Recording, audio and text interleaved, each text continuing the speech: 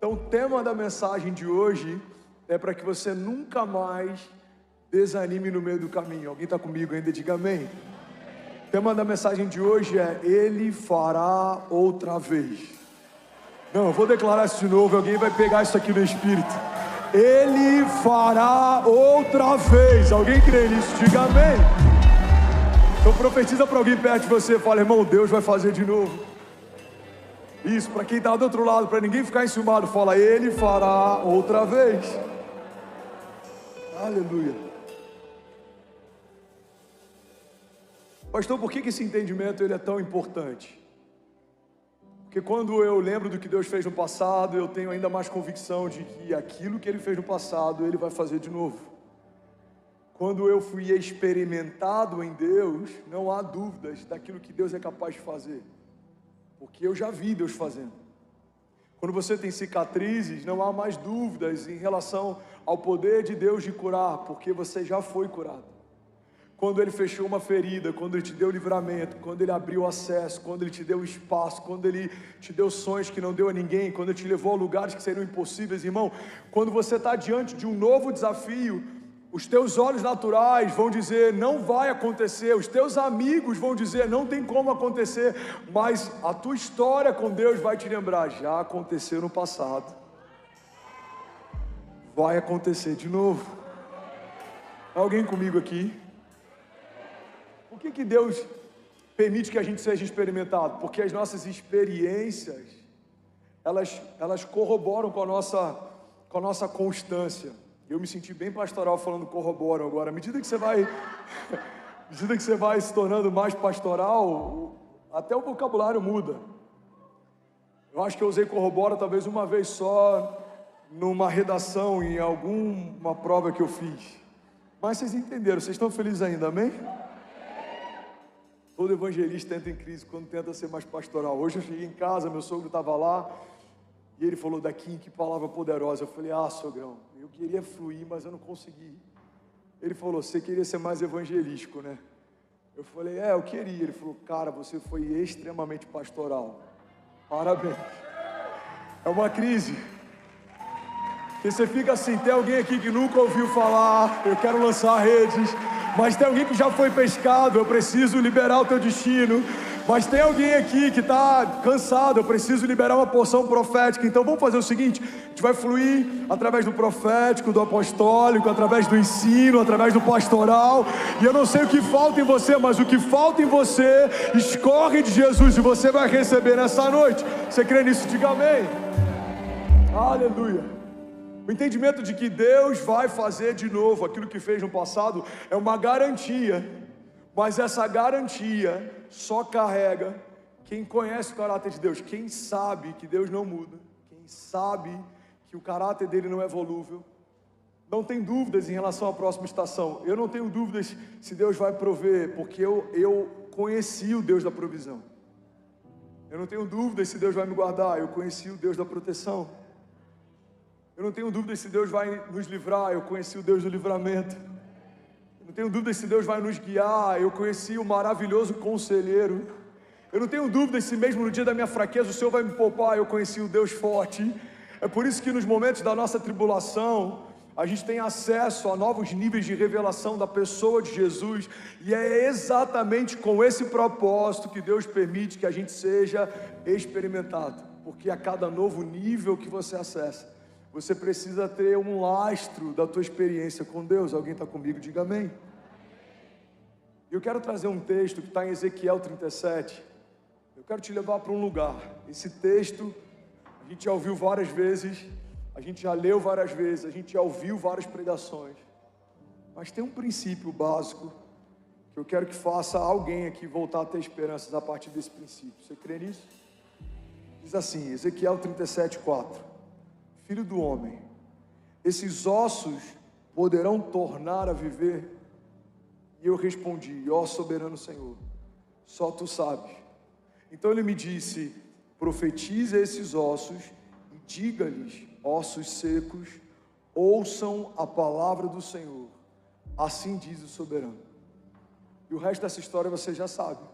O profeta se inclina em direção ao vale de ossos secos, e ele profetiza, e aquilo que estava morto volta a viver. Eu vou falar isso até alguém pegar essa chave. Aquilo que estava morto, volta a viver. Não, pega isso aqui, irmão. Aquilo que estava morto, volta a viver. Pastor, eu ainda não entendi, eu vou te explicar. Deus poderia ter levantado um novo exército, mas Ele preferiu ressuscitar um exército que já existia. Pastor, eu continuo sem entender, eu vou te explicar.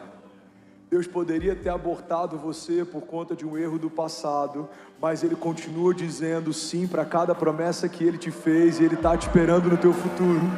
Deus poderia ter cancelado a promessa, Deus poderia ter desistido do teu chamado, Deus poderia ter desfeito o que fez, desfalado o que falou, mas Ele não é homem para que minta, nem filho do homem para que se arrependa. Acaso Deus prometeria algo que não tem o intuito de cumprir?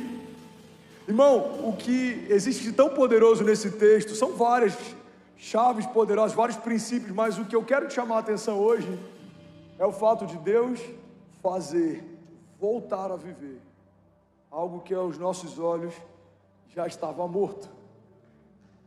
Irmão, muitas vezes a gente anseia para que Deus faça algo novo num lugar diferente do lugar da humilhação. A gente foi humilhado numa cidade e a gente se muda esperando que nessa nova cidade Deus faça algo novo. A gente enfrentou humilhações no nosso casamento. E por mais que a gente ainda esteja casado, a última área que a gente imagina é que Deus vai nos usar para famílias. Tem homens aqui que sofreram humilhações em relação a recursos. Talvez você foi despejado, talvez você precisou de ajuda para comprar comida para a tua casa, talvez você está enfrentando isso exatamente agora. Se alguém te falar que é nesse lugar que Deus vai usar você, é muito difícil da gente acreditar, porque é no lugar da nossa ferida, é no lugar da nossa maior humilhação. Mas biblicamente, a dupla honra de Deus sempre acontece no lugar da vergonha. A dupla honra de Deus não acontece no lugar próximo, porque qual é a glória de um Deus que faz perto, mas não pode fazer no lugar da ferida? Irmão, Deus seria glorificado se fizesse perto, mas Ele é ainda mais glorificado quando Ele faz no lugar. Recebe isso em nome de Jesus. É no lugar da falta, é no lugar da humilhação, é no lugar da vergonha, é no lugar dos seus...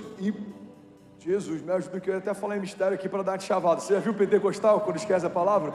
É no lugar do sheketerebassui. Amém, Samuel Wagner? É no lugar dos seus opositores, dos seus caluniadores, é no lugar da retaliação, da oposição, é nesse lugar que a dupla honra de Deus se revela. Por quê, pastor? Porque Deus ama confundir os que pensam que são, para exaltar os que sabem que não são, mas dependem completamente do grande eu sou. Alguns irmãos que pensam que são confundidos porque Deus usa improváveis para fazer o que Ele quer fazer. Não fazia sentido chamar Davi.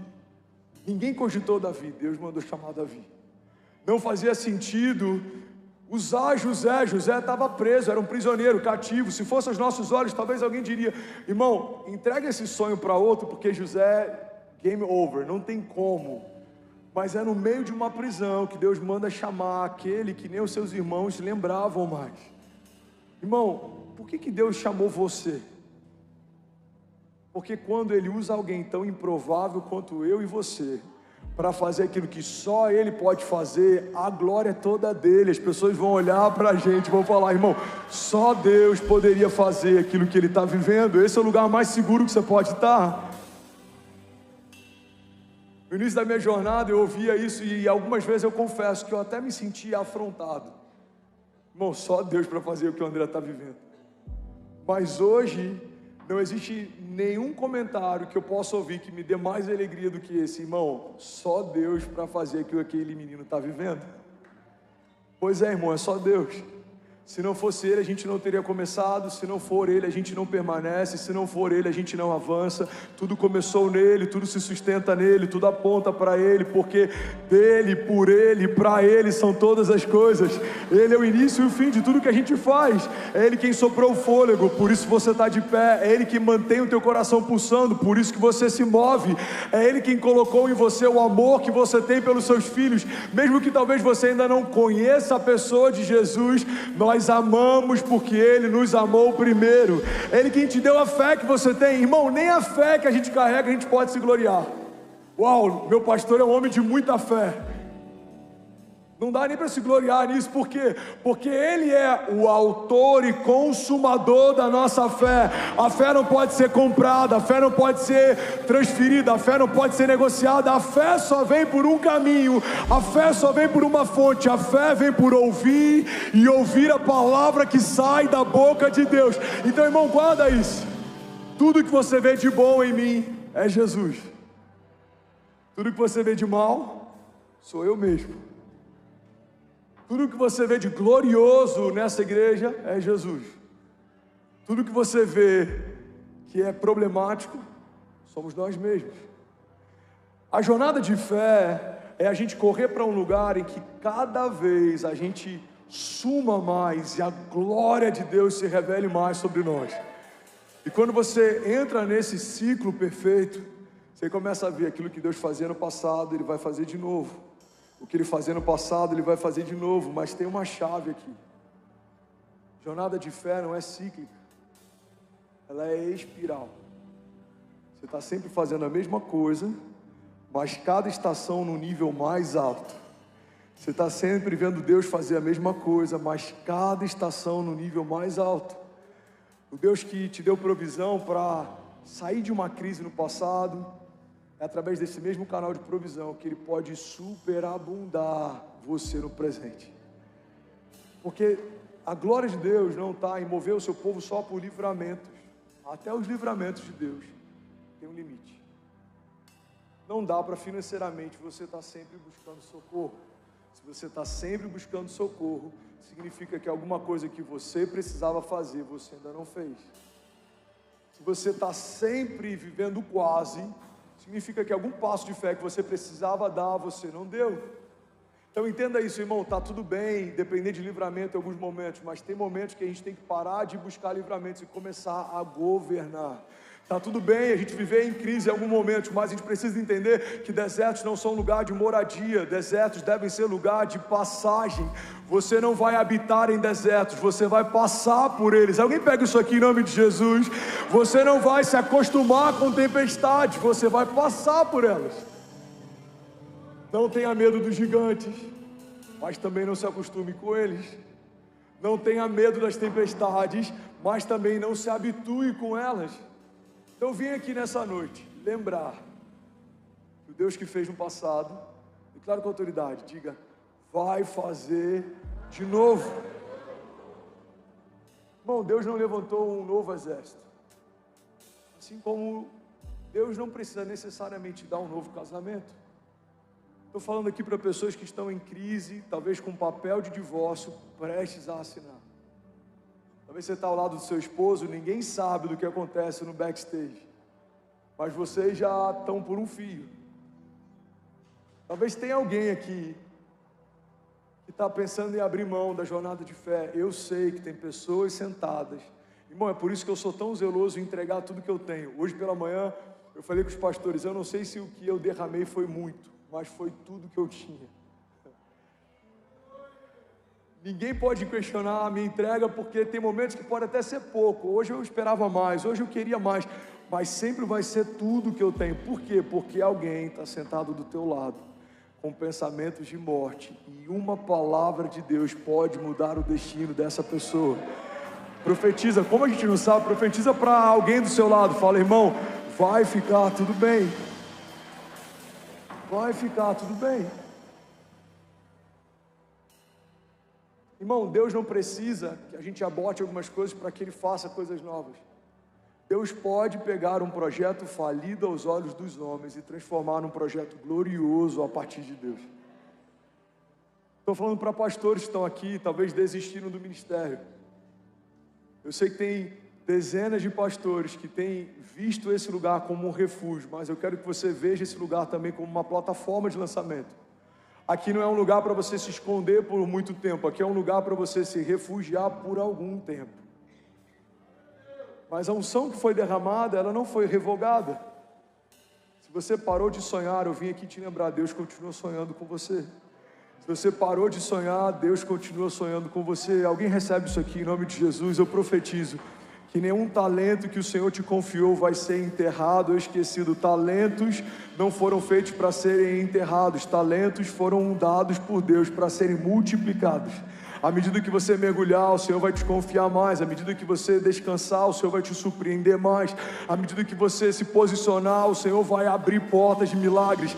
Nada vai faltar, não vai faltar unção, não vai faltar óleo, não vai faltar coragem, não vai faltar ousadia, não vai faltar rede de apoio, não vai faltar intercessão, não vai faltar visão extraordinária para um chamado extraordinário, uma visão fora do comum para um chamado fora do comum. Você e a sua casa não serão motivo de humilhação nem de vergonha. Os mesmos que viram a sua derrota verão a dupla honra de Deus, e não é para você olhar para eles com um olhar altivo, não é sobre ter um sabor de mel na sua vingança, é sobre a glória de Deus se revelar em meio à sua impossibilidade. É sobre você olhar para você e falar: Pai, eu não posso, eu não consigo, e Deus lembrar: filho, eu posso, eu consigo, eu faço, eu ligo, eu restauro, eu curo, eu liberto, eu ressuscito sonhos. Alguém aqui nessa noite? Aleluia, aleluia, aleluia, aleluia, Jesus, aleluia. Pastor, por que falar disso essa noite?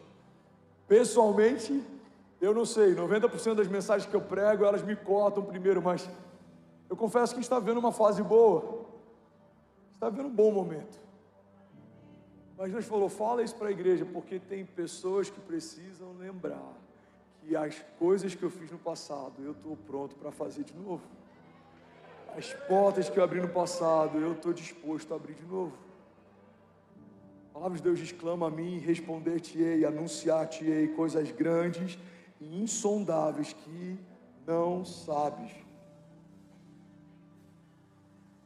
Aleluia. Você está feliz ainda com Jesus? Diga amém.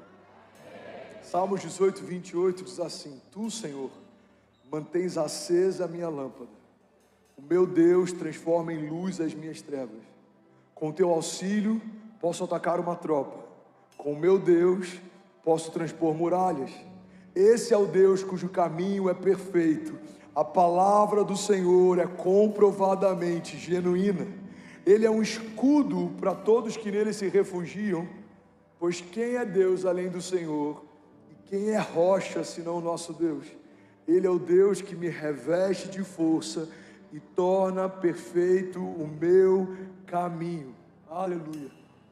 Sabe, uma das coisas que eu amo na história de José, na verdade eu amo quase tudo na história de José.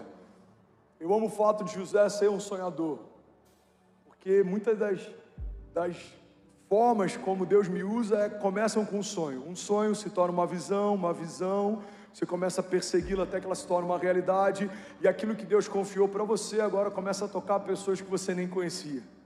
Deus usa sonhadores e visionários. Uma das formas de Deus se comunicar com a criação é através de sonhos. Sabe, quando Deus te confia um sonho, você precisa ter entendimento que antes de se tornar um sonho seu, era um sonho dele. Então cuide muito bem dos sonhos que Deus te deu. Se você recebeu um sonho de Deus, é como uma mulher que recebeu uma semente dentro de si. Não dá para gerar outro bebê enquanto está gerando o primeiro que recebeu. Logo, se você disse sim para um sonho de Deus, a única forma de você começar a viver os seus sonhos ao invés dos sonhos dele é se você abortar os sonhos dele para começar a viver os seus. Se você recebeu um sonho de Deus, você se tornou, irmão, um útero profético. Deus confiou a você uma palavra, uma promessa, um sonho que vai libertar uma geração, que vai tocar uma cidade, que vai mudar a história de alguém. Eu não lembro com quem que eu estava conversando essa semana, mas ele estava falando sobre o poder que cada semente carrega. Quando você olha para uma semente não é só uma semente é uma floresta. Quando você olha para um homem, você precisa entender que um homem não é somente um homem, em Deus representa uma nação.